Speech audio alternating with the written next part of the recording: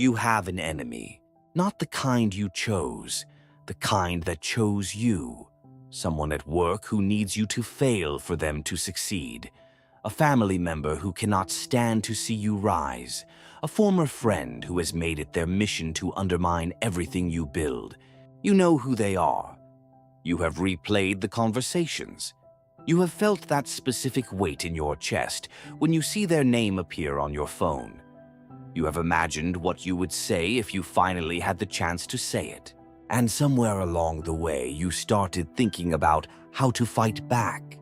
That instinct will destroy you. Most men believe that defeating an enemy requires confrontation. They think power looks like aggression, like meeting force with force, like making the other person feel the consequences of what they did. They imagine some moment where they finally get to show their enemy what happens when you push too far. They are wrong. And they are wrong in a way that will cost them everything. Machiavelli understood something that most people never grasp. He wrote that men must either be caressed or eliminated. Injuries must be so severe the victim cannot retaliate. But he also wrote something deeper. The prince who can destroy an enemy without appearing to move against him is the prince who cannot be counterattacked. The prince who keeps his hands clean is the prince who keeps his position. The most dangerous form of destruction is the kind no one can trace back to you. There are 7 ways to destroy an enemy without ever touching them. 7 methods that the most strategic minds in history have used to eliminate threats while keeping their hands completely clean. These are not theories. These are patterns that have been tested across centuries, across cultures, across every kind of conflict you can imagine. By the end of this, you will understand not just what these methods are, but exactly how to deploy them. And more importantly, you will understand which one fits the enemy you are already thinking about. The 7th way is already happening around you. Most people just do not recognize it until it is too late. 7. And this one requires you to stop doing what every instinct tells you to do. You have been in a situation where someone provoked you. Your coworker made a comment designed to get a reaction. Your family member said something they knew would land exactly where it hurts. Someone at a dinner, at a meeting, at a family gathering pushed a button they knew was there. And you pushed back. Maybe you said something sharp. Maybe you raised your voice. Maybe you just let your face show what you were feeling. It does not matter which one. What matters is what happened next. The moment you push back, you lost. Because now you were the one who reacted. Now you were the one who escalated. Now you were the one who looked like the problem, and the person who provoked you got exactly what they wanted. Most men think responding to provocation is strength, that staying silent means you are weak, that letting something slide means you are letting them win. It is the opposite. Responding to provocation is exactly what your enemy wants, because the moment you react, you become the aggressor in the eyes of everyone watching. You give them the moral position they were trying to create. You hand them the narrative. The first way to destroy an enemy is to make them attack first. Not by being passive. Passive is weak. This is strategic. You create conditions where they have no choice but to move against you openly. You give them just enough rope to hang themselves, and the moment they swing, the moment they escalate, the moment they do something that cannot be ignored, the room sees them as the problem, not you. You have seen this play out before. Think about the last time someone tried to bait you into a reaction. Your boss made a comment about your work in front of others. Your friend made a joke that was not really a joke. Someone you trusted said something designed to destabilize you, to knock you off balance, to get you to show something you did not want to show. If you responded, you gave them exactly what they needed. You confirmed whatever story they were trying to tell about you. If you did not respond, something different happened. They had to escalate, they had to push harder, they had to do something more obvious, and escalation exposes intention. Escalation shows everyone what they were really trying to do. Otto von Bismarck unified Germany using this principle more ruthlessly than anyone in modern history. And the way he did it changed the map of Europe forever. In 1870, Bismarck wanted war with France. He had calculated it completely. He knew that Prussia would win. He knew that victory would allow him to unite the German states under Prussian leadership. He knew that a defeated France would be unable to prevent German unification. But he had a problem. If Prussia appeared to be the aggressor, the other European powers would intervene. Austria would see an opportunity. Russia might get nervous about a rising Germany. Britain would worry about the balance of power. Bismarck needed war, but he needed France to start it. So he created a trap. The Spanish throne was vacant. The previous queen had been overthrown, and Spain was looking for a new monarch. Bismarck quietly arranged for a Prussian prince to be nominated as a candidate. France was outraged. A Prussian on the Spanish throne would mean Prussia on two of France's borders. It was unacceptable. The French ambassador demanded that King Wilhelm of Prussia renounce the candidacy and promise never to support it again. Wilhelm met with the French ambassador at a spa town called Ems. The meeting was cordial. Wilhelm politely declined to make such a sweeping promise, but left the door open for future discussions.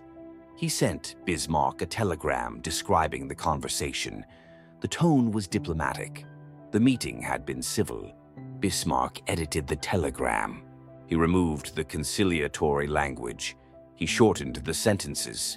He made it sound like Wilhelm had dismissed the French ambassador rudely, almost contemptuously.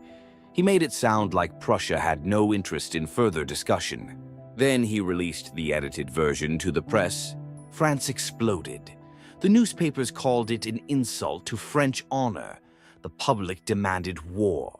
Napoleon III, under massive domestic pressure, could not back down. On July 19, 1870, France declared war on Prussia. Bismarck had his war, but more importantly, France had declared it. Prussia was the victim of French aggression. The other European powers saw no reason to intervene against the defending party. Prussia crushed France in 6 months, captured Napoleon III himself, and unified Germany under Prussian leadership. The German Empire was born. And it was born because Bismarck understood that the winner is not always the one who strikes hardest. Sometimes the winner is the one who gets struck first. The Bismarck trap. Create conditions where your enemy must attack first. Control the provocation. Then let the world see who started it. Your coworker is undermining you. Do not confront them. Do not give them the satisfaction of a reaction. Document everything. Create situations where their behavior becomes visible to others. Ask innocent questions in meetings that force them to reveal their position. Let them escalate. Let them become more obvious. Let them expose themselves. When they finally do something that cannot be ignored, you are the victim. And victims get support. That is the 7th way. Make them attack first, then watch them destroy their own credibility. The trap only works if people see who struck first. But the 6th way goes deeper. It attacks something your enemy cannot defend with force. 6. This one is harder to execute, but once you understand it, you will see it operating everywhere you look. You have watched someone's reputation collapse, not because of what they did, but because of what people started saying about them. The facts did not change. The evidence did not change. The story around the facts changed. And once the story changed, nothing else mattered. That person you work with who everyone used to respect. Then one conversation started circulating. Then people started noticing things they had not noticed before. Then suddenly, everyone remembered small moments that now seemed significant. The facts were always there. The narrative caught up to them. Your enemy has a reputation. That reputation is built on a narrative, a story that people tell about who they are, what they stand for, what they can be trusted to do. And narratives can be rewritten, not through lies. Lies get exposed, and they backfire catastrophically through selection. You select which truths become visible. You select which patterns get noticed. You select which version of events becomes the version everyone remembers. The second way to destroy an enemy is to control the story about them. Think about someone at your company who is taking credit for your work. You could confront them directly. You could call them out in a meeting. You could go to your boss and complain. Or you could do something smarter. You could start making sure the right people see the actual contribution. Not by complaining, not by pointing fingers, by casually ensuring visibility, by being in rooms where the real story becomes obvious, by sending emails that document your work while appearing to be routine updates, by asking questions in meetings that reveal who actually knows the details. You never say a word against your enemy. You just make sure the truth is visible to the people who matter, and let them draw their own conclusions. Augustus Caesar destroyed Mark Antony without ever needing to defeat him in battle, and the way he did it is a masterclass in narrative warfare. After Julius Caesar's assassination, Rome was split between three men: Octavian, who would become Augustus, Mark Antony, and Lepidus. They formed the Second Triumvirate, dividing the Roman world between them. But everyone knew the arrangement would not last. There could only be one ruler of Rome.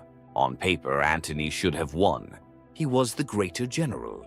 He had served directly under Julius Caesar in Gaul. He commanded the larger army. He controlled the wealthy eastern provinces, including Egypt. He had more soldiers, more money, more experience. But Antony made a mistake that Augustus exploited perfectly. He fell in love with Cleopatra. Augustus did not attack Antony's armies. He did not challenge him to battle. He did not try to match his military strength. Instead, he attacked something Antony could not defend with soldiers. He attacked Antony's story. Augustus launched a propaganda campaign that painted Antony as a traitor to Rome, a man who had abandoned Roman values for an Egyptian queen, a man who held court in Alexandria dressed in foreign robes, a man who planned to move the capital of the empire to Egypt, a man who had given Roman territories to Cleopatra's children in a ceremony that mocked Roman traditions. Some of this was true, some was exaggerated, some was taken completely out of context. All of it was devastating. Augustus made sure every senator heard the stories. He made sure every Roman citizen understood what Antony had become. He read Antony's will aloud in the Senate, a will that allegedly left Roman possessions to Cleopatra's children. Whether the will was real or forged, it did not matter. The story was set. Roman citizens who had supported Antony began to turn. Senators who had been neutral began to side with Augustus. Soldiers who had served under Antony began to wonder if they were fighting for Rome or for Egypt. The narrative had shifted. By the time the actual battle came at Actium in 31 BC, half of Antony's forces defected before the fighting even started. His soldiers did not want to die for a man who had abandoned Rome. His generals did not want to serve a traitor. Augustus won the war before the war was fought. He did not defeat Antony's army. He made Antony's army not want to fight for him. The Augustus campaign. You do not need to defeat your enemy directly. You need to control how people understand them. You need to select the truths that matter. You need to make sure the story people tell about your enemy is the story that serves your interests. The person undermining you at work has a reputation. That reputation has gaps. There are things they do that people have not noticed yet. There are patterns that have not been connected. Find those patterns. Make them visible. Let the truth do the work. You never lie. You never exaggerate. You just make sure the right truths are visible to the right people at the right time. That is the sixth way. Control the narrative. Let their own reality destroy them. This channel exists for men who want to understand how power actually works, not the version they teach you in school, not the comfortable version that makes everyone feel good, the version that operates underneath everything you see. If that is you, subscribe. Dab. Controlling the narrative weakens your enemy in the eyes of others. But But the fifth way removes their ability to fight back entirely. It attacks the structure that makes them dangerous. 5. This one requires patience. But when it works, your enemy wakes up one day completely alone, and they will not understand how it happened. You know how alliances work. You have seen them in your own life. Your enemy is not powerful on their own. Nobody is. They are powerful because of who supports them, the boss who protects them, the friends who take their side, the network that amplifies their voice and covers for their mistakes. Remove the support structure and the enemy collapses. It does not matter how strong they are individually. Without allies, they are exposed. The third way to destroy an enemy is to isolate them from their allies, not by attacking the allies directly. That makes you the aggressor. That gives the allies a reason to band together against you. Instead, you create distance. You make the alliance more costly than it is worth. You give the allies reasons to question whether their loyalty is being repaid. You plant small seeds of doubt that grow over time. You do not ask anyone to betray your enemy. You make betrayal the rational choice. Think about someone in your life who turned people against you. They did not do it by force. They did not demand loyalty. They did it by making your allies question whether supporting you was worth the cost. They made small comments. They created small doubts. They offered alternatives. The same technique works in reverse, and it works because alliances are never as solid as they appear. Chanakya was an ancient Indian strategist who wrote the Arthashastra, a treatise on statecraft and political strategy, nearly 2,000 years before Machiavelli was born. He is considered the father of political science in the Indian subcontinent, and he destroyed the most powerful dynasty of his time without ever commanding a single soldier. The Nanda Empire controlled most of the Indian subcontinent. It had the largest standing army in the known world. Its treasury was legendary. It seemed completely invincible. Every neighboring kingdom paid tribute or faced annihilation. Chanakya was a Brahmin scholar. He had been publicly insulted by the Nanda king, Dana Nanda, who mocked his appearance and threw him out of the court. Chanakya swore revenge, but he had no soldiers, no wealth, no territory, no army. What he had was understanding. He understood that the Nanda Empire was not a single entity. It was a network, a web of alliances, dependencies, loyalties, and obligations that held the whole structure together. And networks have weak points. Chanakya spent years studying the Nanda court. He identified every governor who felt undervalued, every general who had been passed over for promotion, every ally who was not receiving what they had been promised, every relationship that was held together by obligation rather than genuine loyalty. Then he began to create fractures. He spread carefully chosen rumors between allies, making each one suspicious of the other. He made generous offers to governors who controlled strategic territories, offers the Nanda king could not match. He provided information to rivals within the court that made them distrust each other. He created small conflicts that the king had to resolve, exhausting his attention and his treasury. He never attacked the Nanda king directly. He attacked the structure around him. He made every alliance slightly weaker. He made every loyalty slightly less certain. He made the empire expensive to maintain. Within years, the Nanda Empire was consumed by internal conflict. Governors defected with their armies. Generals switched sides with their soldiers. Allies demanded more resources to remain loyal resources that were no longer available. The treasury was depleted by fighting on multiple fronts against enemies who seemed to appear from nowhere.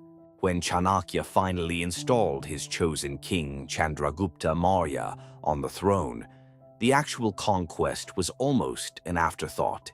The empire had already collapsed from within. The Nanda king found himself alone, surrounded by people who had decided that his cause was not worth dying for. The Maurya Empire that replaced it lasted for over a century and controlled nearly all of the Indian subcontinent. And it happened because one man understood that you do not need to defeat an empire. You need to make the empire unable to hold itself together. The Chanakya isolation. You do not need to defeat your enemy. You need to remove everyone who would help them.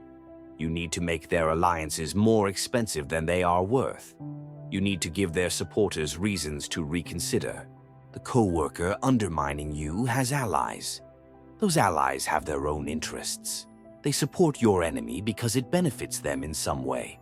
Find where those interests diverge from your enemy's interests. Find where the alliance creates costs instead of benefits. Then let natural distance do the work.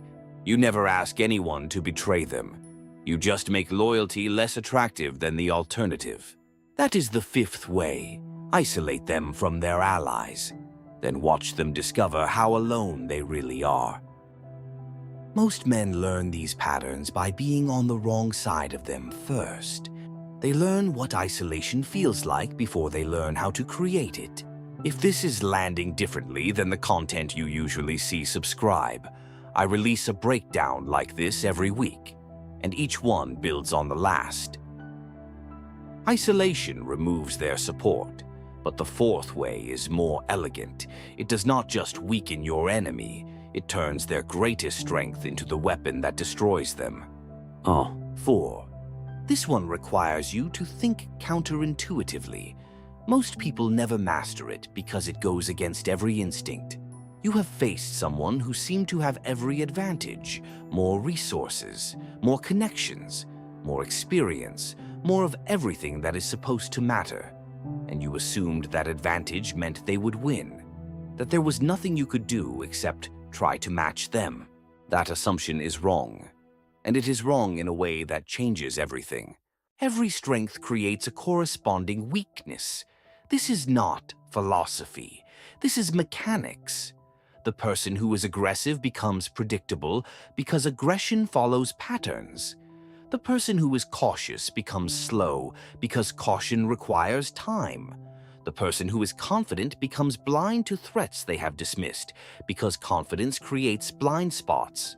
The fourth way to destroy an enemy is to use their strength against them. Not by matching their strength. That is what they expect. That is the fight they have prepared for.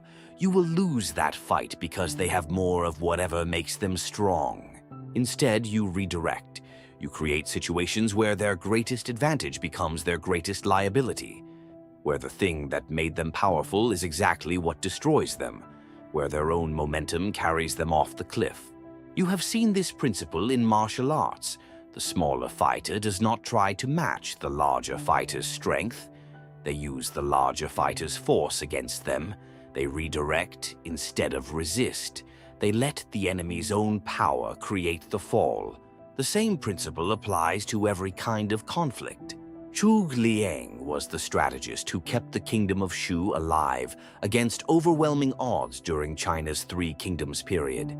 He faced enemies with 10 times his resources.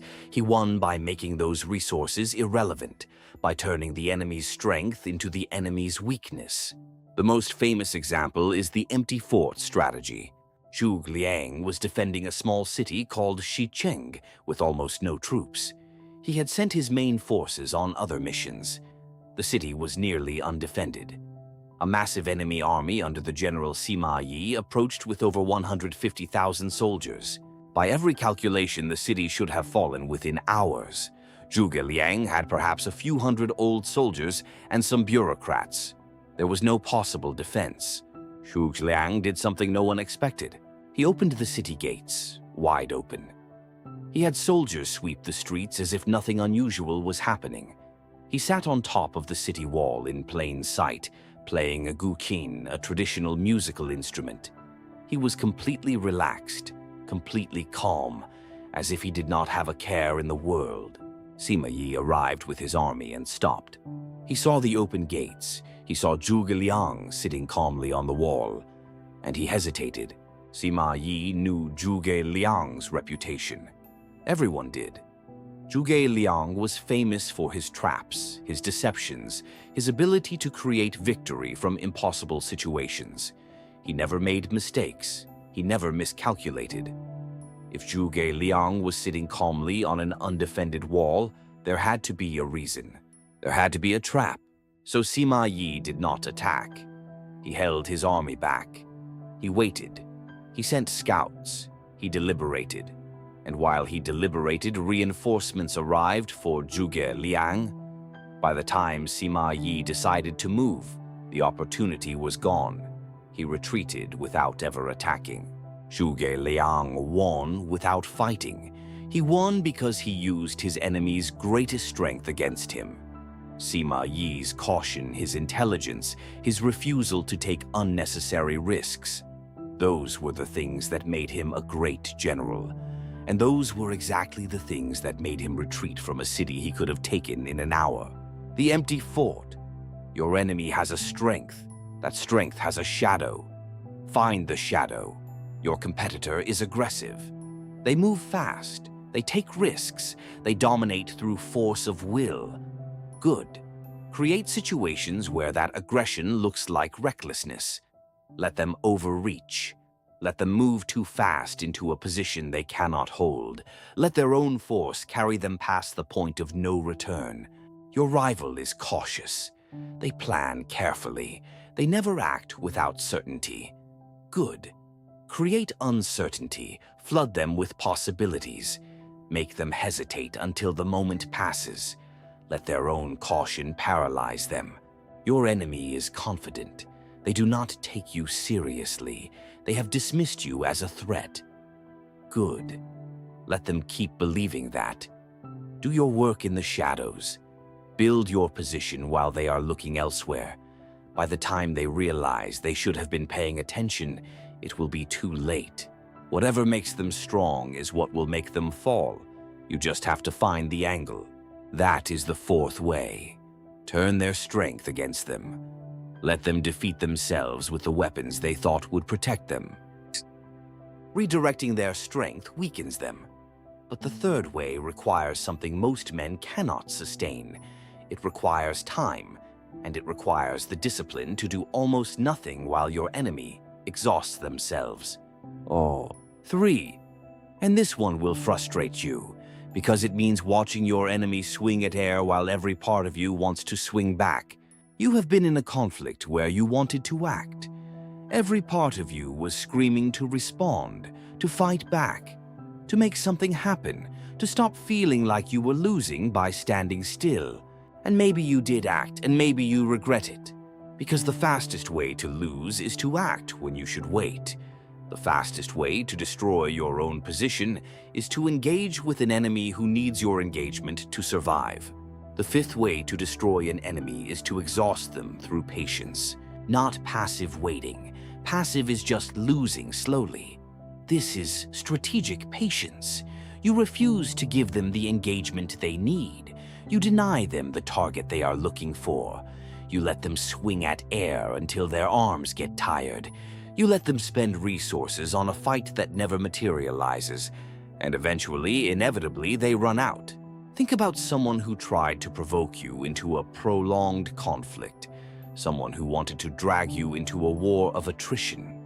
If you engaged, you would both be exhausted, both damaged, both weakened. But if you refused to engage, what happened? They had to keep escalating. They had to keep spending energy. They had to keep looking for a fight that was not there. And eventually they burned themselves out.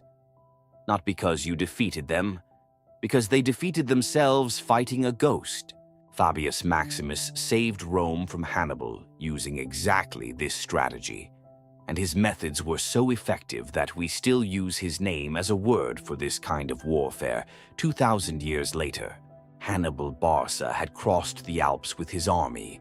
He had done what no one believed possible.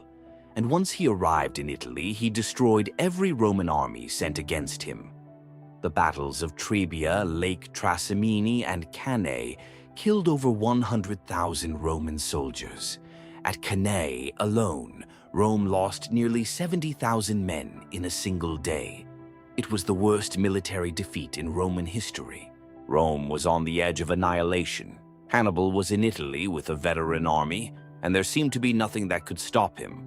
The Roman people demanded decisive action. They wanted a general who would fight. They wanted revenge.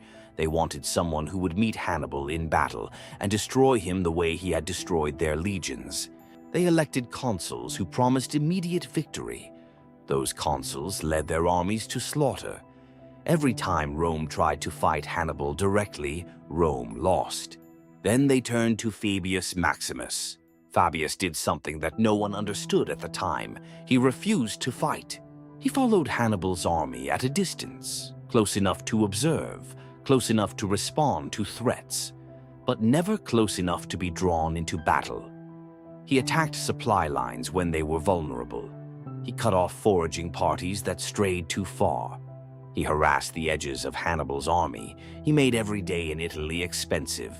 But he never ever gave Hannibal the pitched battle Hannibal needed to end the war. The Romans hated him for it. They called him cunctator, the delayer.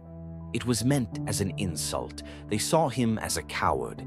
They stripped him of command and gave it to generals who promised to fight. Those generals led their armies to Cannae. Those generals lost everything. But Fabius was right, and time proved him right. Hannibal could not replenish his army. He was in hostile territory, far from home, with no reliable supply line. Every soldier lost was irreplaceable. Every horse that died could not be replaced. Every year in Italy cost him resources he could not recover. Rome, despite its catastrophic losses, could always raise more legions. Rome had the population. Rome had the resources. Rome had the allies. Time was on Rome's side if Rome was willing to wait. And Fabius was willing to wait. After 16 years in Italy, Hannibal was recalled to Carthage to defend against a Roman invasion. He had never lost a major battle in Italy, but he lost the war because Fabius understood that sometimes the winning move is to refuse to play. Sometimes the winning move is to let your enemy exhaust himself against a wall that will not fight back. The Fabian patience. Your enemy needs you to engage. They need you to fight. They need you to spend your resources against them. Refuse. Let them exhaust themselves against nothing. Your coworker is trying to drag you into a conflict at work. They want you to respond. They want you to escalate. They want to make it a war. The moment you engage, you are both damaged. You are both spending political capital. You are both losing. The moment you refuse to engage, they are fighting alone. They are spending resources against nothing. They are looking more and more unreasonable with every swing that does not land. Let them tire. Let them overextend. Let them burn out. Then move when they have nothing left. That is the third way. Exhaust them through patience. Let time do the work your hands do not need to do. Sure, patience exhausts them. But the second way is more precise, more surgical. It does not just wait for them to weaken. It makes them do the destruction themselves, actively, inevitably. 2. This one is subtle, but once you see it, you cannot unsee it. You will recognize it in every downfall you have ever witnessed. You have watched someone destroy themselves, not because anyone attacked them, not because some external force brought them down, because something in their own nature led them off a cliff. They could not help it. They saw the edge coming and walked toward it anyway. Everyone has patterns, weaknesses they cannot control, buttons that, when pushed, override their judgment, tendencies that have always been there waiting to express themselves at the worst possible moment. Every person carries the seeds of their own destruction. Your enemy is no exception. The sixth way to destroy an enemy is to make them destroy themselves, not by pushing them over the edge. That is obvious. That can be traced back to you. Instead, you create conditions where their own worst tendencies take over.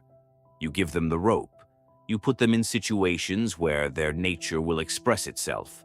And then you step back and watch. Think about someone you know who cannot tolerate being ignored. What happens when you stop reacting to them? They escalate. They become more extreme. They do things that make everyone around them uncomfortable. They expose themselves. You did not have to do anything. You just had to wait. Their own nature did the work. Miyamoto Musashi was the greatest swordsman in Japanese history. He fought over 60 duels and never lost a single one. But his most famous victory came without him ever drawing his sword. It came because he understood that the enemy's mind could be defeated before the body ever engaged. Sasaki Kojiro was Musashi's greatest rival. He was known as the Demon of the Western Provinces. He wielded an unusually long sword with a technique called the swallow cut that was said to be unblockable. He was fast, precise, and had never been defeated. The two men agreed to a duel on a small island called Ganryujima. It would be the defining moment of both their lives. The winner would be remembered forever. The loser would be dead. Musashi arrived late, not a little late, hours late. The duel was scheduled for dawn. Musashi did not appear. Kojiro waited on the beach in the rising sun. He waited through the morning. He paced, he fumed. He stared at the water looking for Musashi's boat. Musashi was still on the mainland. He had overslept deliberately. Or perhaps he had simply chosen to wait. When he finally got in the boat, he spent the journey carving a wooden sword from a spare oar. He took his time. By the time Musashi's boat approached the island, hours had passed. Kojiro was furious. His concentration was scattered. His composure was gone. The calm, focused killer who had arrived at dawn was now an angry man who had been made to wait like a servant. When Musashi stepped onto the beach, Kojiro threw his scabbard into the sea in a gesture of contempt and rage. He was telling Musashi that he would not need it, that Musashi would be dead, and the scabbard was unnecessary. Musashi saw the gesture, and he smiled. He said quietly, almost conversationally, "You have already lost.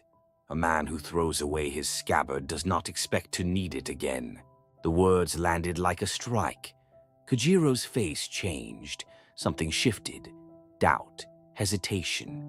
The awareness that he had just revealed his emotional state to his opponent. The duel lasted seconds. Musashi killed Kojiro with the wooden sword, striking him across the skull before Kojiro could complete his famous cut. Kojiro's own anger had defeated him before the fight began. His own pride, his own inability to remain calm when someone disrespected him. Musashi did not need to be the better swordsman. He just needed to create conditions where Kojiro's weakness would surface. The rest was inevitable. The Musashi mirror. You do not need to defeat your enemy. You need to create conditions where their own weakness defeats them. You need to set up the mirror that makes them see what they cannot control. The person undermining you has patterns. They have tendencies they cannot help, things that trigger them, situations where their judgment fails. Study those patterns, then create the conditions where those patterns will express themselves. If they cannot stand being ignored, ignore them. Let them escalate until everyone sees what you see. If they cannot tolerate being questioned, ask innocent questions. Let their defensive reactions reveal their insecurity. If they need to win every argument, let them win small arguments. Let them become overconfident. Let them push until they push too far. You never attack them. You never confront them. You just create the stage. They write their own downfall. That is the second way. Make them destroy themselves. Let their own nature do what your hands should never touch. So, a man stands in an empty corridor. The conflict that consumed him for months is over now. Not because he won a fight, not because he proved something, because he stopped fighting entirely, because he watched his enemy exhaust every resource, alienate every ally, and finally collapse under the weight of patterns that were always there. He did not need revenge, he needed patience. The enemy is gone now. The position is empty. The threat has dissolved, and no one can trace any of it back to him. He was never in the room when it happened. He was never part of the conversation. He simply created conditions and stepped away. He turns and walks down the corridor. He has other things to build. Better things. things that were always waiting for him on the other side of this distraction. 1. Last one. And this is the reason everything else in this video exists. Because every method you have heard so far is tactical. Every technique, every historical example, every application operates on the level of the specific conflict in front of you. They work. They are proven. They will help you. But this one is different. This one is strategic. It operates on a completely different timescale. And when it works, when it really works, your enemy does not even know they have lost.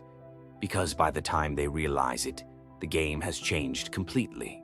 You have spent energy thinking about someone who wronged you, planning responses, imagining confrontations, calculating moves and counter-moves, running scenarios in your head while you should have been sleeping. That energy could have been spent on something else. Every hour you spend thinking about your enemy is an hour you do not spend building something. Every unit of attention you give to the conflict is a unit of attention you do not give to your own growth. Every resource you pour into the war is a resource you do not pour into your future. The seventh and final way to destroy an enemy is to become so powerful they become irrelevant. Not powerful in the sense of domination, not powerful in the sense of crushing them under your heel, powerful in the sense of completion. You build something so significant that the person who opposed you simply no longer matters. They cannot touch you, not because you defeated them, because you outgrew them. The conflict dissolves because you are no longer in the same arena. You have moved to a place they cannot reach. The game they were playing no longer includes you, and everything they built to oppose you becomes useless because it was built for a version of you that no longer exists. Tokugawa Ieyasu waited 50 years to rule Japan. He watched two warlords rise and fall before him. He served men he could have fought. He accepted positions that seemed beneath his capabilities. He endured insults that other samurai would have answered with their swords. And while everyone else was fighting for the present, he was building for the future. After Oda Nobunaga was assassinated and Toyotomi Hideyoshi eventually died of natural causes, Japan descended into factional chaos. The great lord split into two camps, each claiming to represent Hideyoshi's young son. Everyone expected a long, brutal civil war that would devastate the country. The Battle of Sekigahara lasted one day, October 21st, 1600. Ieyasu's side was outnumbered. On paper, he should have lost, but the battle was over almost before it started because Ieyasu had already won. He had spent decades cultivating relationships that his rivals did not even know existed. He had given loans to daimyo who were now in his debt. He had married his children and grandchildren into families whose loyalty could be activated at the right moment. He had built an economic base in Edo that could sustain a longer war than anyone else could afford. He had made promises. He had collected obligations. When the battle began, entire divisions of the enemy army switched sides. Generals who had sworn to fight against Ieyasu suddenly remembered old favors, old debts, old promises. The enemy coalition collapsed from within. His enemies thought they were fighting a battle. Ieyasu had already won a generation ago. The battle was just the moment when everyone else realized it. The Tokugawa shogunate lasted 265 years. It was the longest period of peace in Japanese history. And it happened because Ieyasu understood that the real victory is not defeating your enemies. It is making their opposition meaningless. It is building something so strong that fighting you becomes obviously pointless. The Tokugawa Transcendence. Stop fighting your enemies. Start building something they cannot touch. Your co-worker can undermine your current project. They cannot undermine who you become in 5 years. Your rival can slow you down today. They cannot stop where you are going tomorrow. Your enemy can make this moment harder. They cannot touch the future you are building while they waste their energy on the present. The energy you spend on enemies is energy you do not spend on growth. And growth is the only thing that compounds. Growth is the only thing that makes everything else irrelevant. That is the first way, and the deepest. Become so powerful they become irrelevant. Outgrow the conflict entirely. Build something that makes the fight look small. 7 ways. Make them attack first. Control the narrative. Isolate them from their allies. Use their strength against them. Exhaust them through patience. Make them destroy themselves. Become so powerful they become irrelevant. None of them require you to confront your enemy directly. None of them require you to expose yourself to retaliation. None of them leave fingerprints. All of them require you to think longer than your enemy is willing to think. To move slower than your instincts want to move. To play a game that most people do not even know exists. Machiavelli wrote that the prince who appears not to move is often the prince who moves most decisively. The world sees stillness. The prince sees a board where every piece has already been positioned. The victory is certain before anyone else knows the game has started. You have an enemy. Maybe you have had one for years. Maybe the thought of them still occupies space in your mind that could be used for something better. Maybe you are tired of carrying that weight. The question is not whether you can destroy them. You can. Now you know how. The question is whether destroying them is worth the cost, whether the satisfaction of victory is worth the resources you would spend to achieve it, whether the conflict deserves your attention at all. Sometimes the answer is yes. Sometimes someone needs to be stopped. Sometimes walking away is not an option. And now you have the methods. Sometimes the answer is no. Sometimes the best victory is the one you never fight for. Sometimes the strongest move is to build your future instead of settling your past. Either way, you are no longer confused about your options. You know what is possible. You know what it costs. You know what it requires. The choice is yours. If something in this shifted how you think about the conflicts in your life, the subscribe button exists. The next video covers the 6 signs that someone you trust is about to betray you. Not the obvious signs everyone talks about, the subtle ones, the ones they think you cannot see. That video is on screen now.